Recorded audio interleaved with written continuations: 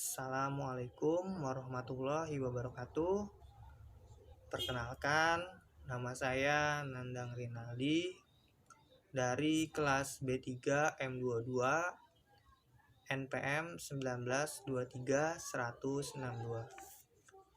Di sini saya akan menerangkan tentang gambaran umum dunia kerja.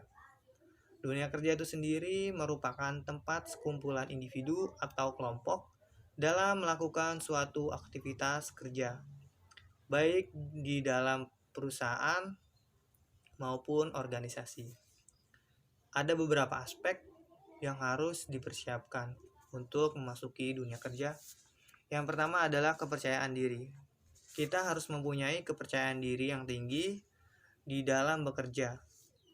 Kepercayaan diri yang tinggi pasti akan cenderung lebih tegas dalam memutuskan suatu atau mengambil keputusan di dalam suatu perusahaan.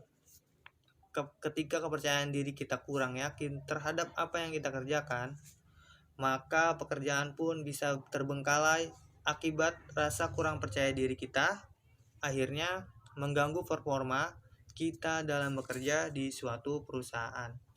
Itu dapat bisa merugikan perusahaan itu tersebut. Lalu yang selanjutnya ada komitmen. Komitmen sangat penting di dalam bekerja. Karena suatu komitmen, kita harus bisa bertanggung jawab terhadap pekerjaan yang kita kerjakan di dalam suatu perusahaan. Selanjutnya ada inisiatif. Kita juga harus mempunyai inisiatif yang tinggi di dalam bekerja.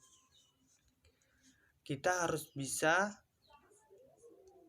mempunyai ide-ide atau inovasi-inovasi yang baru yang akan kita kembangkan dalam pekerjaan yang dikerjakan di dalam suatu perusahaan. Lalu selanjutnya ada ketekunan dalam bekerja. Kita harus bisa tekun dalam bekerja, dalam pekerjaan. Kita harus bisa cepat memahami pekerjaan yang kita dapatkan dari atasan maupun perusahaan itu tersebut.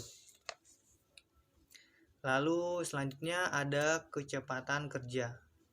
Kita juga harus bisa cepat dan tangkas mengerjakan suatu pekerjaan. Apabila kita lalai dan lambat mengerjakan suatu pekerjaan itu akan lambat untuk selesai. Itu akan membuang-buang waktu dan mempengaruhi perusahaan itu tersebut. Lalu yang selanjutnya ada kedisiplinan. Kita harus bisa disiplin dalam suatu pekerjaan.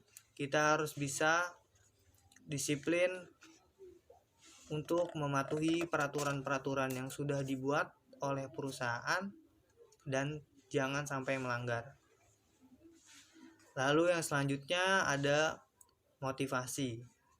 Kita harus bisa memotivasi diri kita sendiri maupun orang lain untuk bisa terus bekerja, semangat untuk bekerja dan memajukan perusahaan itu tersebut. Selanjutnya ada tanggung jawab dalam bekerja.